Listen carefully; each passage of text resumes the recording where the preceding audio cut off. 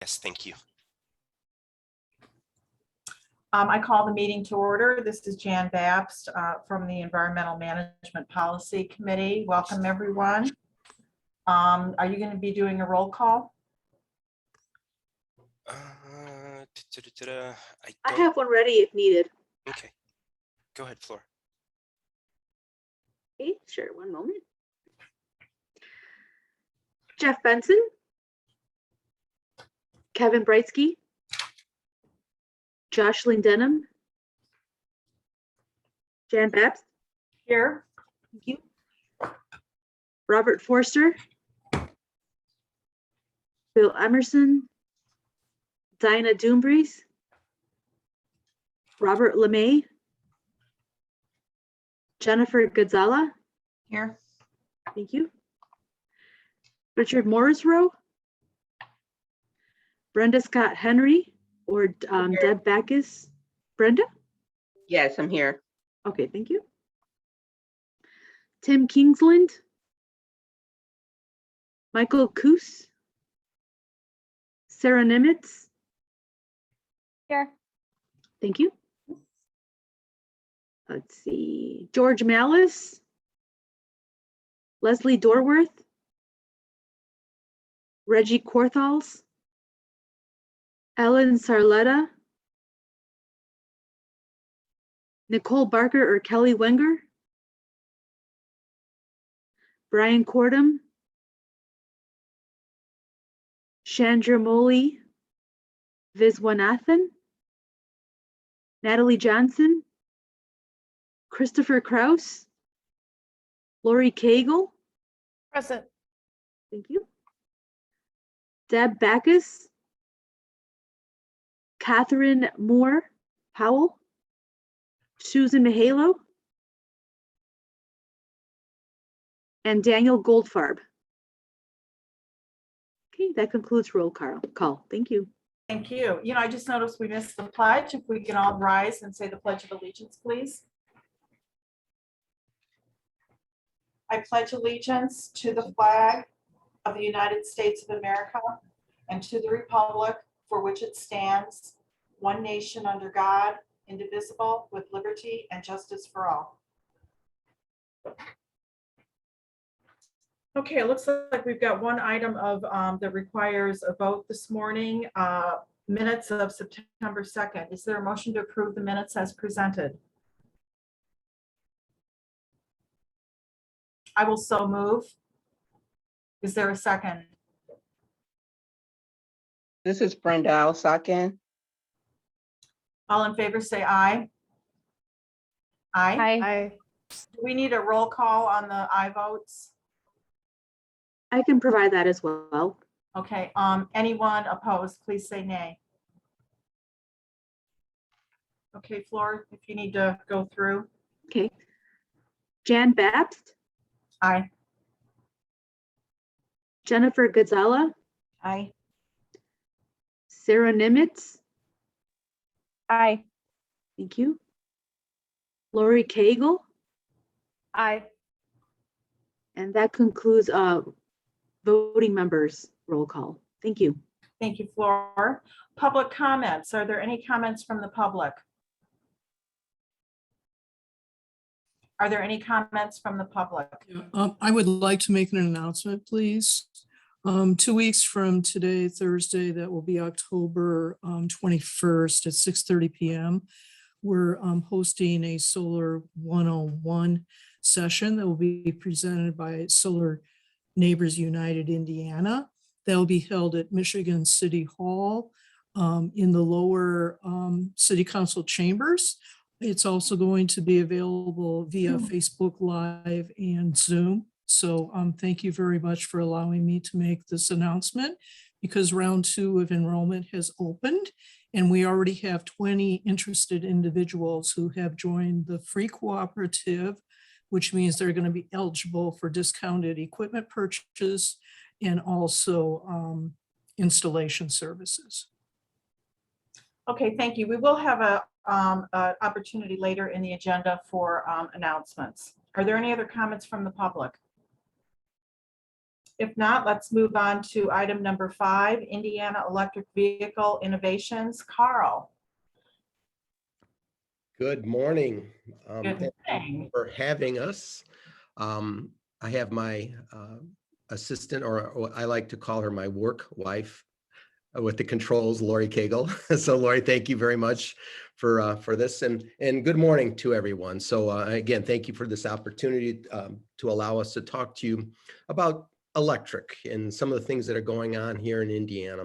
So again, just to reintroduce South Shore Clean Cities. I know that the majority of you are very familiar with Clean Cities, 501c3 not-for-profit here in St. John, Indiana. We're one of about 80 coalitions, and now, as many of you know, we are a statewide coalition effective in February of this year. So again, just talking about, we remain fuel neutral, and we work with all the alternative fuels and clean fuels here in the state of Indiana. So by the numbers, we had just recently gotten approved for our 2020 numbers. Again, Department of Energy, the numbers that we get from our Green Fleet program, the numbers that we get from many of you, our stakeholders, on reporting on your fleet activities and things. So all this is combined nationally. We do that throughout the state, but our report was just finalized and approved by the U.S. Department of Energy, which shows that we reduced you reduced greenhouse gas emissions by 131,000 tons in 2020, which is an equivalent to about 18.7 million gallons, which is phenomenal. And as we look at that, Indiana ranks, very, you would think Indiana is lower on those numbers. We're actually right around the middle or towards the 3/4 point of that across the United States. Majority of those numbers were really coming out of Northwest Indiana. And, we should be very proud of that, because our team, our Green Fleet program, is really doing wonderful. And again, through the success that we've had with the Green Fleet program with NERC, it's allowed us really, the Department of Energy has made us a statewide program. So again, just looking at that, taking 36,000 passenger vehicles off the road for 1 year is a pretty big accomplishment. So congratulations. Again, what we want to talk about is perceptions. Everybody, I think, most of the more mature people on the call will remember the Jetsons, and coming in the future, we were seeing a lot of the things from the cartoon from many years ago, the Jetsons, and the perceptions that electric vehicles are only for the wealthy.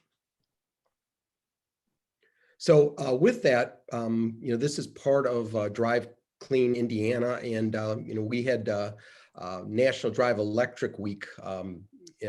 Actually, it was last week, and this is from last year, and we've got two familiar faces and to talk about electric vehicles and electric plug-ins. So we wanted to show these videos to you again.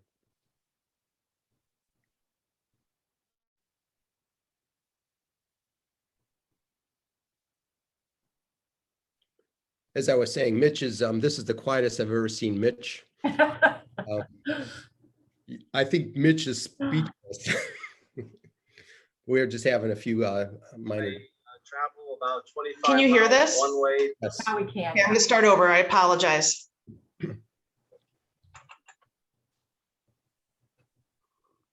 Hi, my name is Mitch Barloga, and I'm proud to present to you my Hyundai Ioniq. It is a hybrid vehicle, and I've had this since 2018, a couple years now.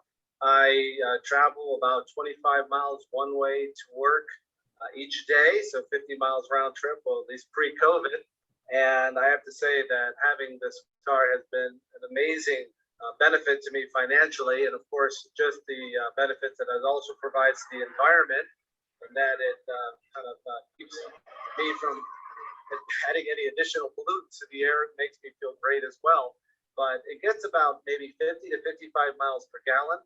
It's as quiet as can be.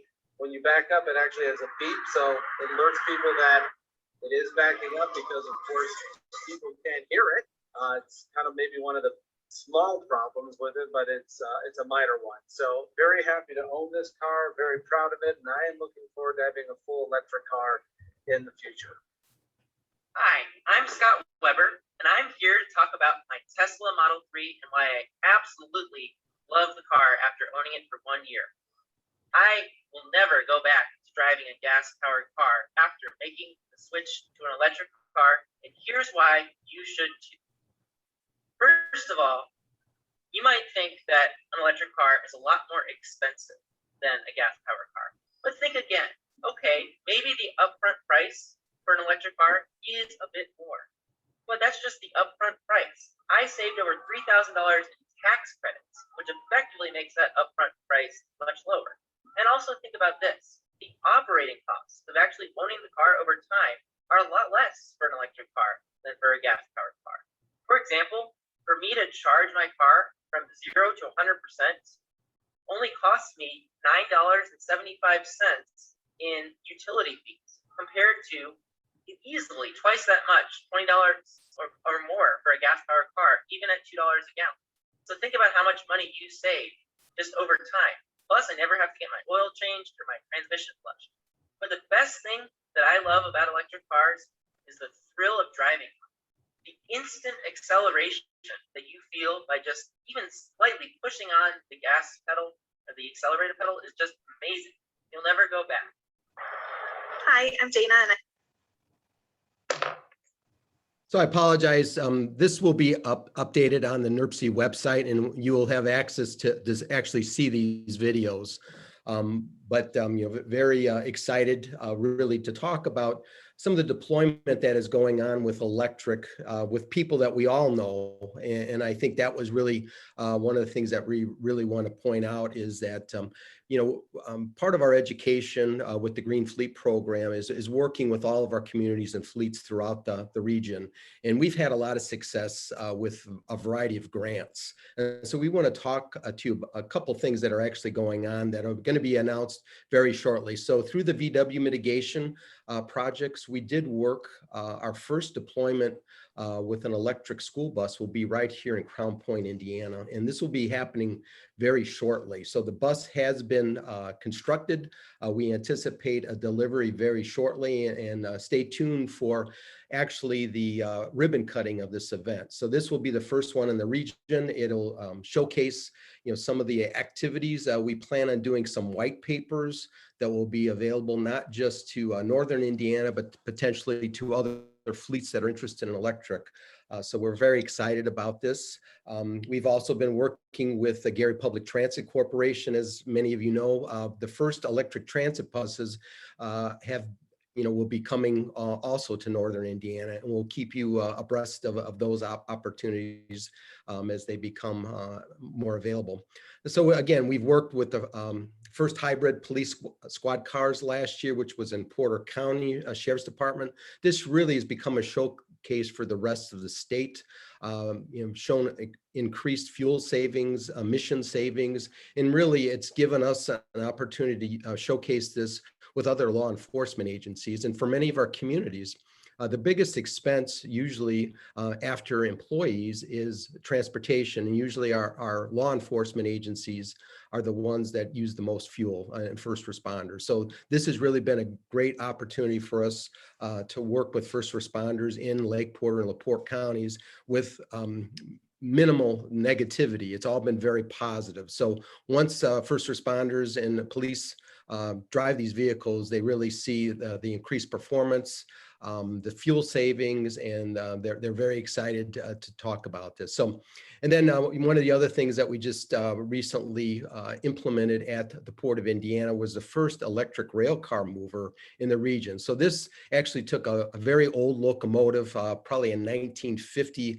locomotive that was spewing all kinds of dirty pollution into the air, and actually this is going to it has replaced it with clean electric, and it's moving. It's got the same capabilities of this locomotive. So so we're very excited about that. Another thing that we have working on that will soon be announced here in Indiana will be the first all-electric Class 8 electric truck. And this is part of our Green Fleet program with Bulkmatic. And many of you are familiar with Bulkmatic here in the region off of Klein Avenue, their corporate headquarters. So you'll be hearing more about that very shortly. So part of what we're trying to do is talk the talk and very, we tend to work in silos, not just in Indiana, but across the United States, and utilizing the same types of information, the same verbiage, and those are the things that really we want to talk about and educate. So again, with electric vehicles, you talk about, all the electric vehicles. Scott is driving an all-electric vehicle.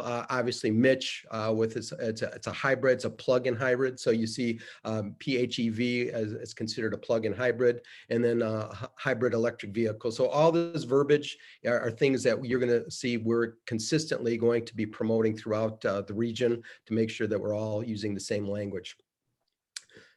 So electricity as a fuel source, this is under the Energy Policy Act. We are working on opportunities really for backup storage also. As you can see here, this is a display out of Wisconsin, but this is something that is run by a solar array, and it does have backup battery storage. So again, this just goes through some of the things where electric sources are from, not just Indiana, but throughout the United States. One of the best resources that we use, that we talk to all of our Green Fleet members, is using the AFDC, which is the Alternative Fuel Data Center. So every information that we gather from our Green Fleet all goes into this alternative fuel data center. If you remember, Clean Cities is responsible for tracking all the costs of all of our fuels across Indiana. So when you see the average cost of fuel that is touted, that is something that the Clean Cities program across the country provides. So smart grids and renewables is something, again, that we're working on, working with our utility providers here in Indiana, renewable energy. And next slide. And so some of the benefits that we see with electric deployment is energy security, improve fuel economy as our videos, lower fuel cost. I don't know if anybody's noticed how the cost of gasoline and diesel has really risen in the last month, and reduced emissions. And again, that's something that is very beneficial to our area with poorer air quality. And our considerations, higher initial vehicle costs, infrastructure availability, battery life, and those are all things that we're working on. So again, just to fly through this really quick, you can read this, and this will be information. But a lot of the driving range of our electric vehicles that has increased. One of the things I will tell you is that as we work with the electric charging stations, electric vehicles, the technology is changing daily. And to make things more transformational, that is one of the things that we're really working on. So battery storage is something that we are working on with NERC and with many of our communities to make sure that we're looking at this as a power backup source. And then battery recycling and second life, again, is something that we're going to see and hear about, and bringing jobs to the region. This is very important, using these batteries potentially for lighting our communities and things like that. So we do have the rollout of all of these electric vehicles. This will be on our website and on the NERC website. So all the dealerships that carry all these vehicles locally, we're going to be updating that, but we know when these vehicles are hitting the Indiana market. And unfortunately, a lot of these have not been available at our local dealerships. And that, again, is something that we are working on here in Indiana. So, another big thing as we talk about electric charging stations, medium and heavy duty vehicle availability and the deployment of this. So again, as we start to deploy some of these electric charging stations, we want to make sure that they can run our buses, they can run the medium and heavy duty activities, around potentially Gary Airport, Amazon types of activities, UPS, first mile, last mile. So again, all these things are being considered in all of our communities, and working with the OEMs, our utilities, with 21st century energy groups.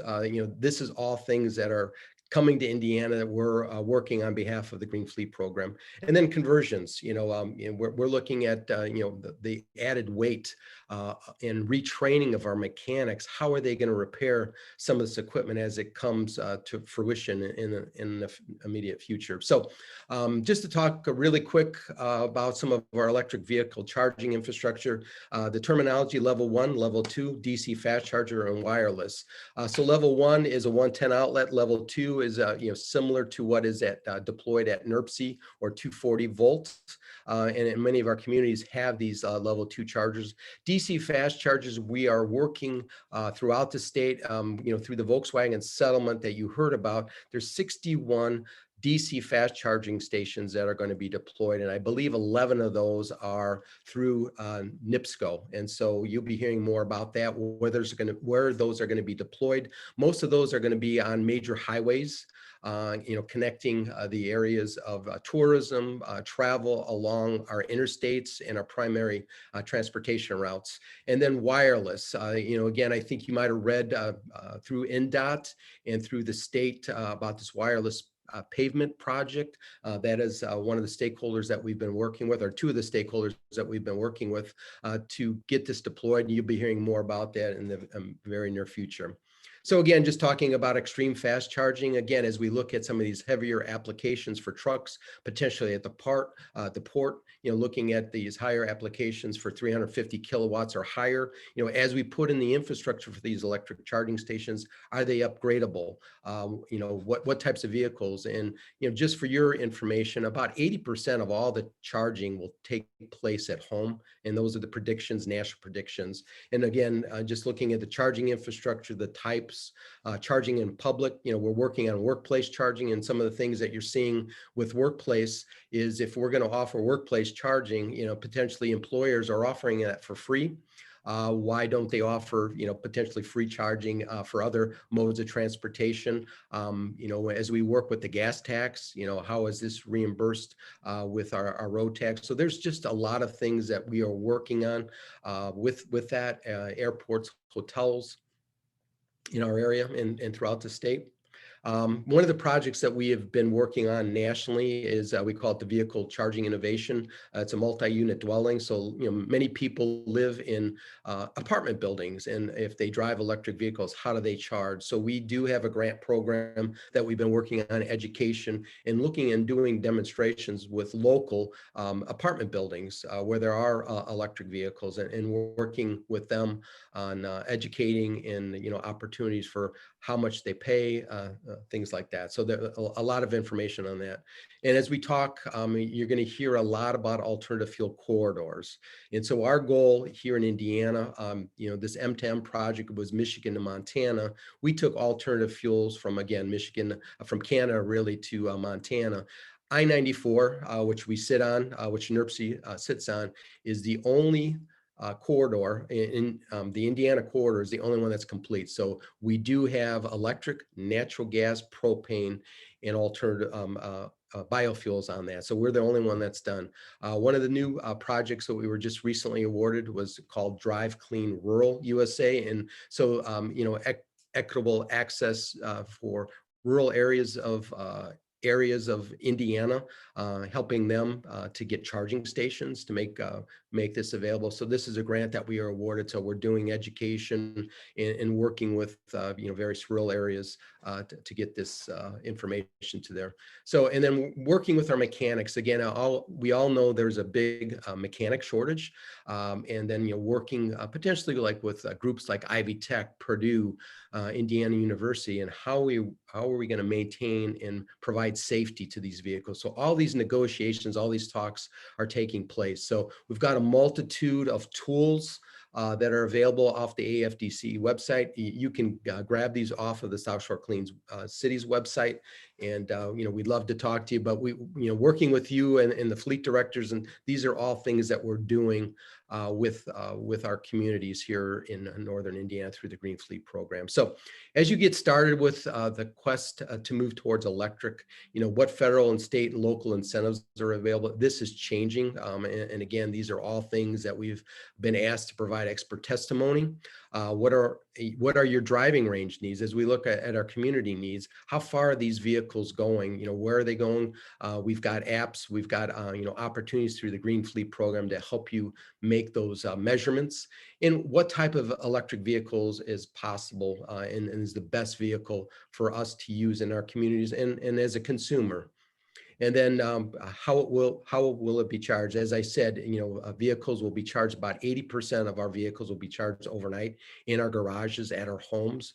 So looking at that, as we move more into commerce, where those stations are going to be located. So those are all things that we're working on. And then what levels of charging will I need at home or at work or, as I travel? And then public, private, there's a lot of private stations that potentially aren't accessible. And then what apps are the best apps for us to use and communicate? So, potentially what we're trying to do is not work in silos. So the Clean Cities program, again, nationally is working on best management practices, providing this. And then, as we get into the nitty gritty, working with you in our Green Fleet program, it's really given us the opportunity to, show some of our interested groups and, provide one-on-one opportunity, helping them make these applications come to fruition. So, so these are, a lot about the Green Fleet program, the Northern Indiana. Right now, it's, working with NERC, has brought great opportunities to Northwest Indiana. And I would say with the number of grants that we've received or you have received has been because of this relationship that we've had with NERC and the NERC Green Fleet program. Without this, many of our communities would not be able to afford, the opportunity to work after this. So most recently, last week, I believe it was, you might have read in the news, through the Indiana Volkswagen Mitigation Plan, we were awarded $8.9 million in Volkswagen grants. And this was, in fact, the majority of that, again, has come to Northwest Indiana.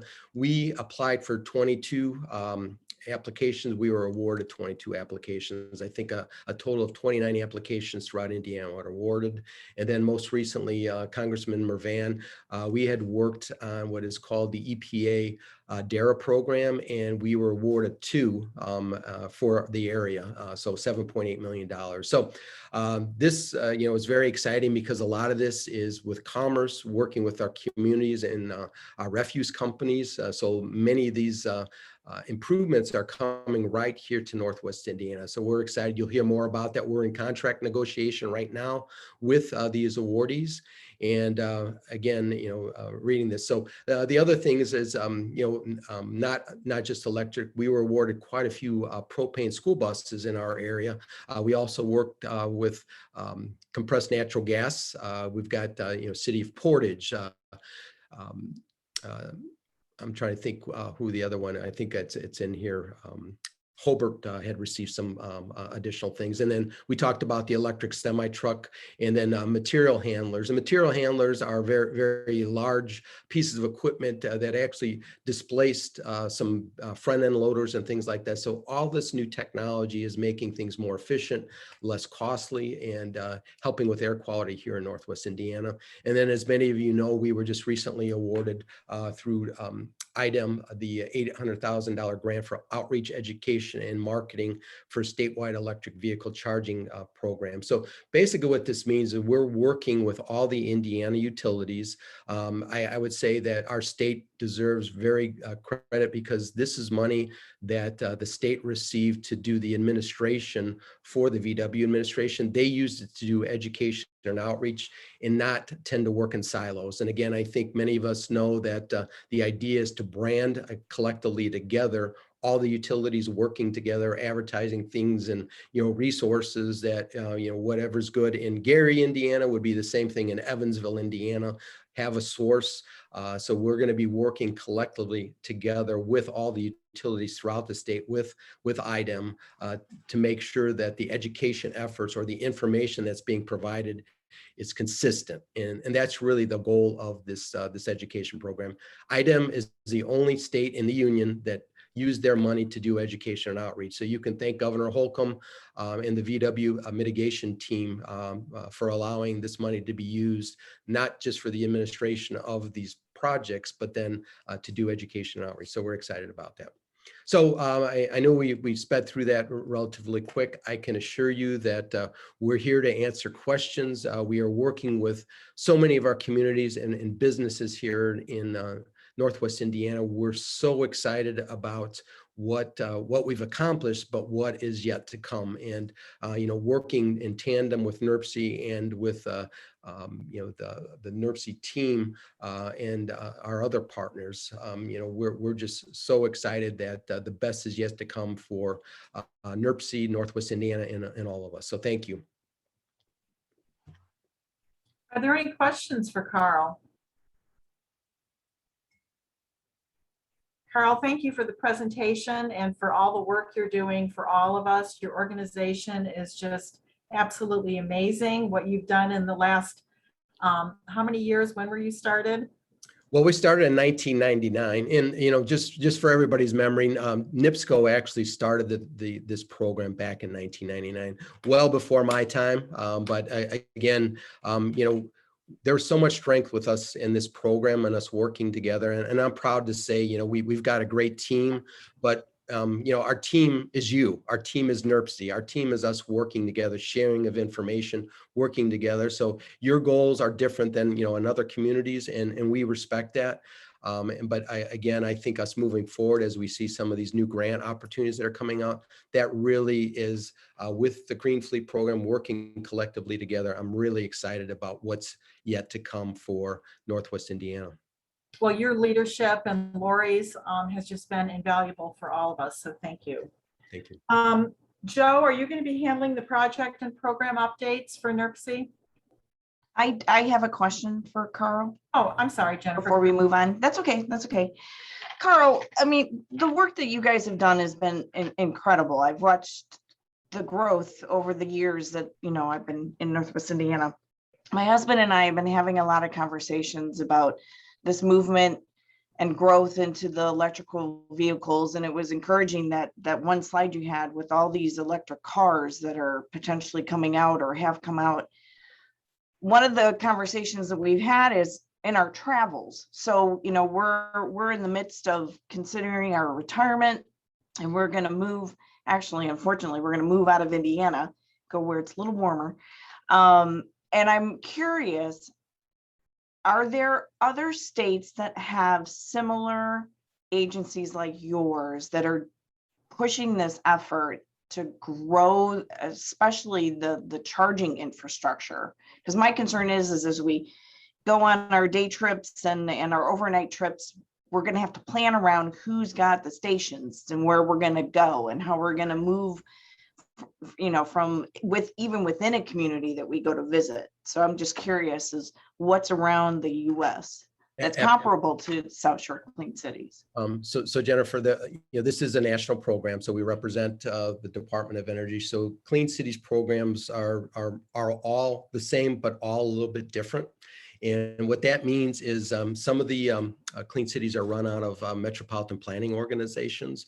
We are a standalone. We're actually one of the larger coalitions, even though, our geography, South Shore Clean Cities was just 17 counties in Northwest Indiana. Our coalition was one of the largest coalitions in the United States in regards to membership and things like that and activities. But I can assure you this is something that is a national, acceptance. So we've been working on, again, these alternative fuel corridors with Department of Transportation throughout the United States. So the connectivity, similar to what we did on I-94, was a model for other states. So, looking at those opportunities, all the laws are a little bit different in regards to, charging. All the different utilities have different charging programs. So I can assure you, working collectively together, the state leaders. So like through the Volkswagen settlement, we have been working, with the Clean Cities coalitions, but with other organizations throughout the United States for best management practices. So, our goal really is, we were not consumer driven, literally. I mean, when this started, it was more based on fleets and reducing our dependence on imported oil. Now it's about, mobility and looking at ways of connectivity. And so now we're moving past just working with fleets, we're working with consumers.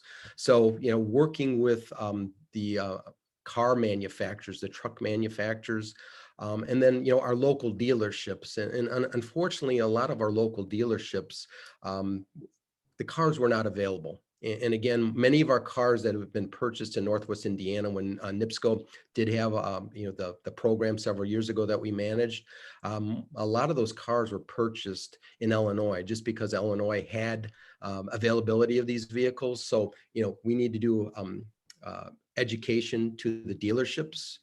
We need to make sure they're, available, obviously having partnerships. We want to use Indiana Steel. And with the American, with the iron workers and the American steel manufacturers. So there's I can assure you that through apps, we do have the apps that we can recommend to you. We can tell you which cars, we've got this map of all the cars that are available, what the ranges are, and then potentially where all these stations are. And again, I think the concept of us through this Volkswagen settlement is we're going to know with the utilities what incentives they're going to have on one website. So you don't have to go to 12 websites, one website that will show where all the electric charging stations are. And then, there's been some situations, I will tell you, Jennifer, with electric, the concept of you going to an electric charging station now is different than you're used to fueling your vehicle. It's just different.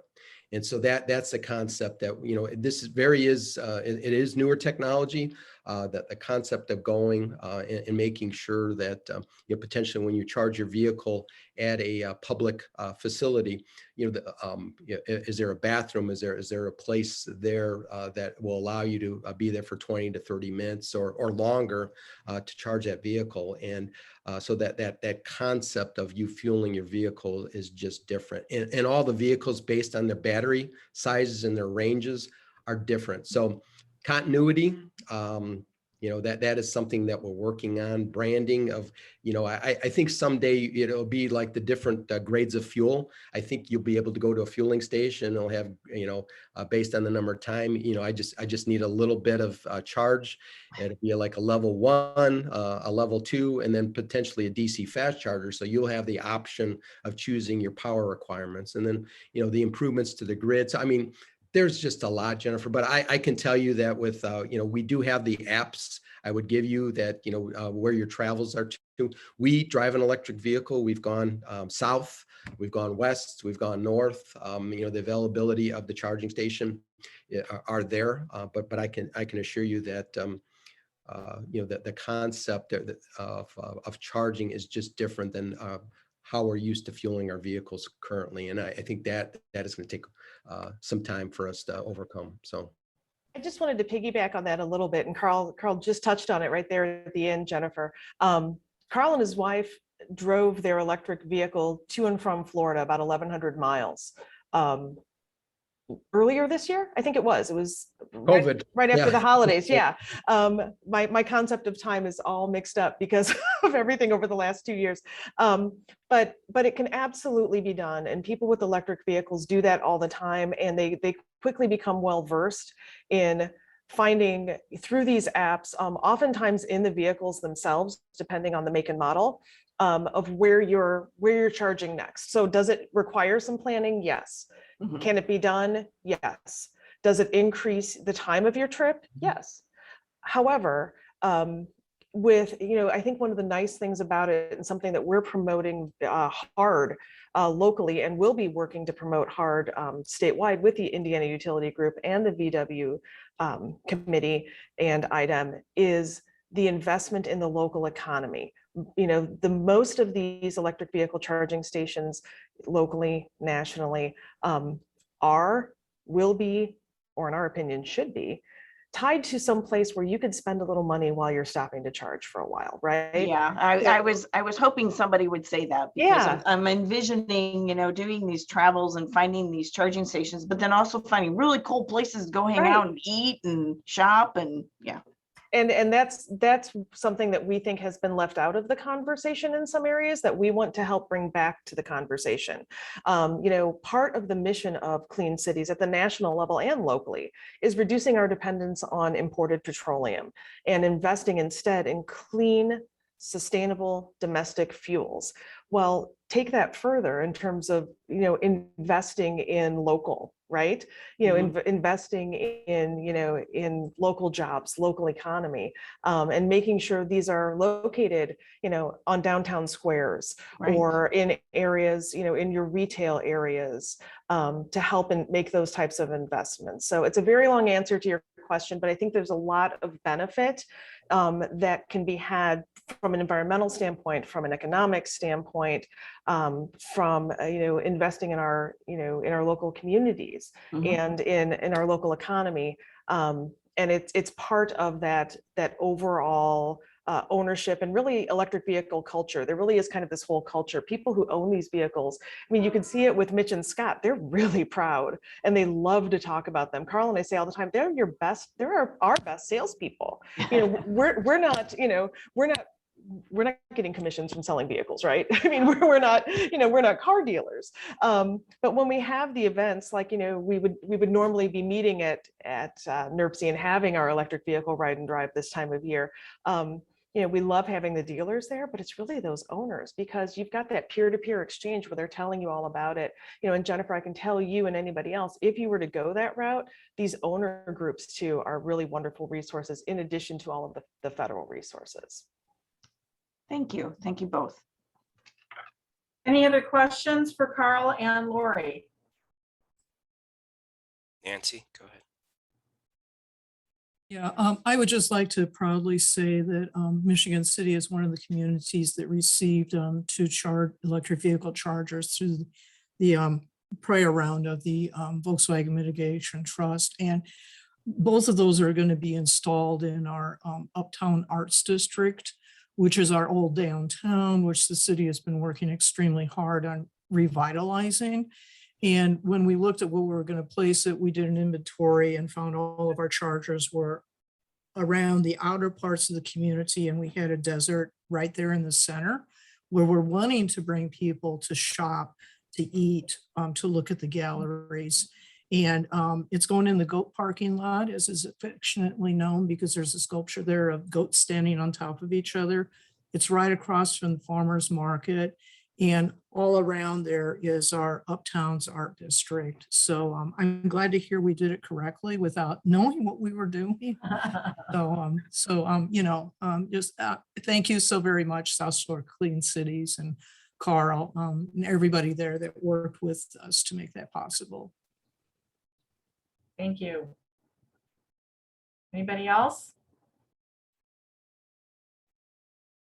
Okay, Joe, do you have any projects or programs to update us on? Yeah, just a couple of quick ones.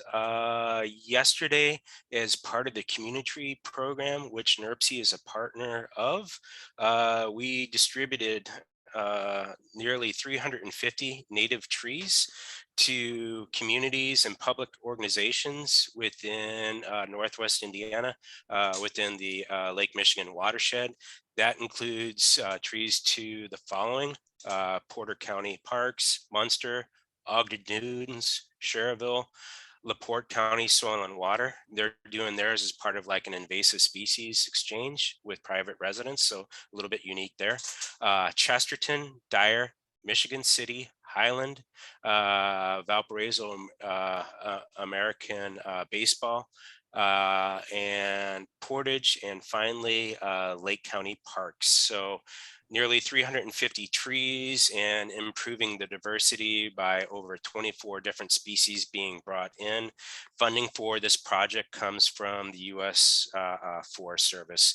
This was our last round of funding through the current grant, which ends this year. And the only other thing that I can think of NERPC wide would be that we are wrapping up our review with federal highways. Next week, I will be presenting along with Kathy on some questions they have in regards to the environment, like environmental mitigation and the like. So that's what I've got for NERPC updates at this time. Thank you. Thank you, Joe. Announcements from anybody who's participating. Oh, come on, we always have announcements. Hi, I'm Ashley. I'm with the Lake Michigan Coastal Program. Joe knows me. A few of you have probably seen me floating around. The 2022 coastal grants, they are now open. So if people are interested, you've got questions, let myself or Jenny Orsburn know and start applying because we'll be looking for them. Nancy. Yeah, I'm sorry I made my announcement at the wrong time before, but this evening is Northwest Indiana Green Drinks Program, and that will be 6:30. We're broadcasting it on Facebook Live, and you can also get a Zoom link from me if you want to email me at nancyforvision@gmail.com. That's nancyforvision@gmail.com. Mike Cuss is going to be our presenter, and he's going to be talking about all of the preventative pollution programs and projects that they've actually instituted at our Michigan City Sanitary District. And to be included in that is the new Cheney Run pollution control and wetlands area. And most people know Michigan City because of Strebo Pond, which is also a natural area for walking and hiking and taking your pets out. And that too is a flood control plain. So he's going to be talking about that. But what I'm really excited about is he's going to be talking about all of the technical gadgets and things that were actually installed at the sanitary plant in Michigan City that's resulted in enormous cost savings also. So I invite everybody to attend that and invite people. Posted on Facebook, on the Northwest Indiana Green Drinks page, Save the Dunes page, and the Michigan City Sustainability Commission page too. So you can find the Zoom link on all of those pages. Okay, Thank you. Just going in Lori? order, I saw the hands. Yep, good. Thanks, Jan. I have kind of our general report to give. Is this the appropriate time or will that be at a later time? Let's do it now. Thank you. So I can go through a little bit more detail on the grant award winners through the Green Fleet program for the latest VW round that Carl mentioned. So the $8.9 million that were awarded to South Shore Clean Cities and its members are going to fund 106 alt fuel and electric vehicles and pieces of equipment, as well as the statewide electric vehicle outreach, education, and marketing campaign that we're going to be managing.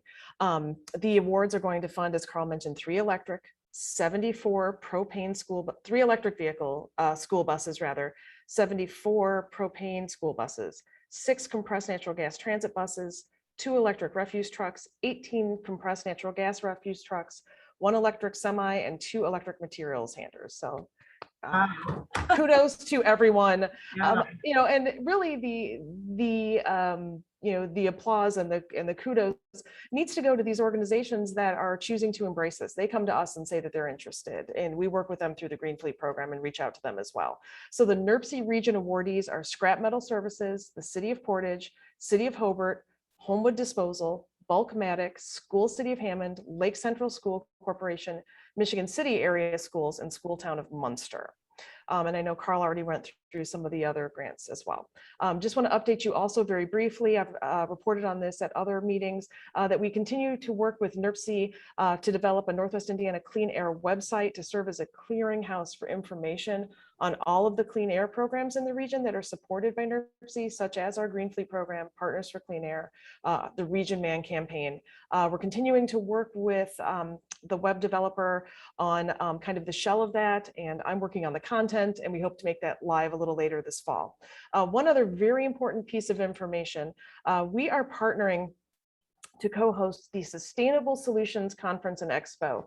If your community worked on the greenhouse gas emissions plan, I would encourage you to pay close attention and to register for this event. This is October 26th at the Century Center in South Bend. We're working with the City of South Bend Office of Sustainability and the Michiana Area Council of Governments. This is the South Bend area equivalent of NERPC. This event, don't be thrown off by it being there. We will have 3 different tracks. One is sustainable transportation. Another's cleaner buildings, and another is developing your sustainability plan. We will have experts speaking on all of these issues.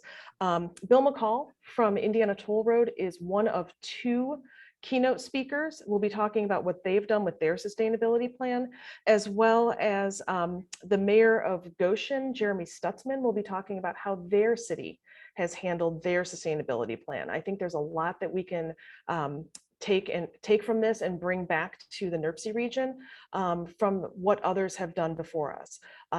So again, there's exhibit booths, just great opportunity for financial operations, facilities, fleet managers.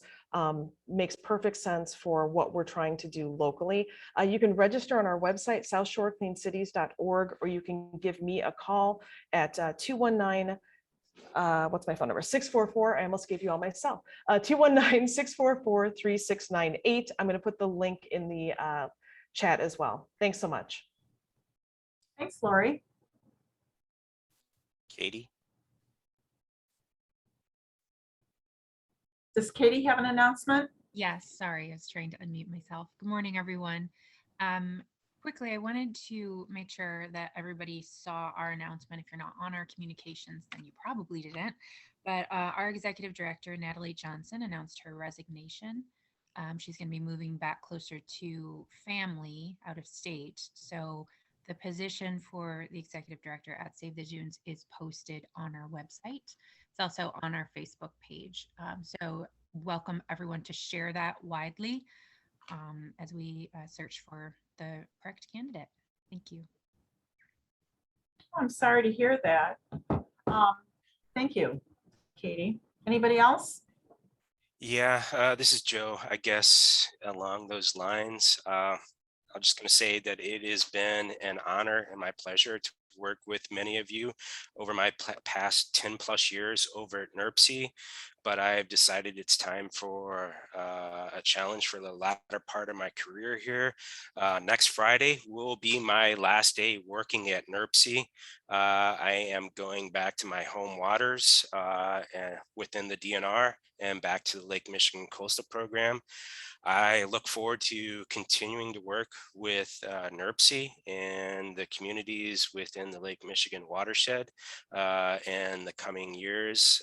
My new position is going to be a coastal resources coordinator, so dealing a lot with resiliency issues. So once again, it's been a pleasure working with many of you, and hope to continue to do so in the next several years. Thank you. Well, thank you so much, Joe. And I think many of us will be working with you or being in contact with you through the Lake Michigan Coastal Program. So if you had to leave, I guess that's a good place to go for Northwest Indiana. I won't lie, I'm kind of excited to get them. Yeah, shame on you and Jenny for that. Anything else? This is Jen Birchfield on the phone. Yes, go ahead. Can you hear me? Yes. Yes, and congratulations to Joe on the new role. We're sad to see him go, but glad that he's staying in the region. I just wanted to give a few updates from Northwest Indiana Urban Waters Federal Partnership. Our next meeting will be next Thursday, October 14th. We meet via Zoom, so if anyone does not have that invitation and would like it, they can email me at Birchfield, that's BIRCH field, at pnw.edu. So we do meet from 9:30 to 11:30 a.m. via Zoom. We will have some presentations. We have a presentation from U.S. Forest Service on the future of recreation, so some really innovative things on new technology and forecasting. We will also have EPA on the line to give kind of just an informal update on the U.S. Steel bill and some time for question and answer there. And so that is my update. And I did want to ask Nancy, when you gave your update earlier in the meeting, I didn't catch all of it. Would you mind quickly just repeating that information about the time of that event in Michigan City? Sure, I'd be happy to. That's happening 2 Thursdays from now, so that would be October 21st. and it's at 6:30 p.m. It's going to be held at the Michigan City City Council Chambers, which is downstairs in the City Hall building, which is at 100 East Michigan Boulevard. And it's going to be an hour and a half program, so it'll be from 6:30 to 8 p.m. It's being hosted by Solar United Neighbors, and the new Northern Field Director, Dan Robinson, will be presenting the program. We're also going to have it available via Facebook Live and Zoom. And the event has been posted on the Solar United Neighbors Indiana website and also on their Facebook page. And the Zoom link, I've been told, is available there right now. Thank you. Anyone else for announcements? All right, hearing none, we will adjourn the meeting. Our next meeting is scheduled for January 6th at 9 a.m. Do we know, are we going to be continuing the Zoom meetings, or at what point might we meet in person? We never know that. It's basically month to month. Meredith, do you want to chip in on that? So we wait to hear the governor's what his press conference, whether he extends the public health emergency notice is what it's based on.